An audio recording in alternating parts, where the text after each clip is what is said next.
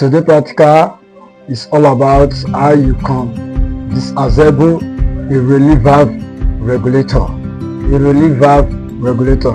So the first thing you must do, you have to make sure the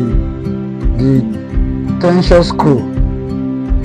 screw is being loosed. First, you slack off the tension screw to say for a pressure to be depressurized.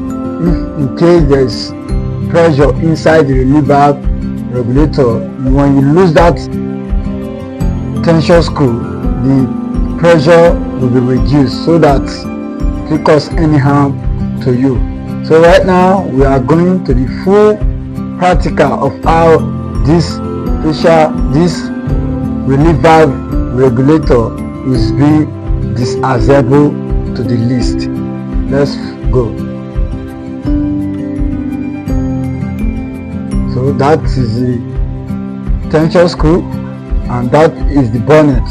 When you lose out the tension spring before you lose the bonnet out from the body of the relief valve regulator. The bonnet has already been loose. As you can see, the bonnet is loose and it will be pulled out from the body. It will be pulled out very, very soon. So yes, you can see it has been loose and now it has been pulled out from the relief valve body. You see? Now what you are seeing now, you can see the body of the relief valve regulator, and this is the piston.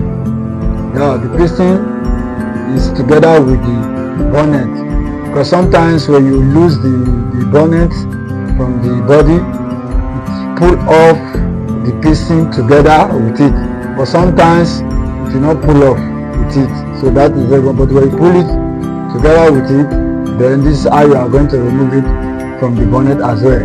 As you can see, the piston has been pulled out from the bonnet itself.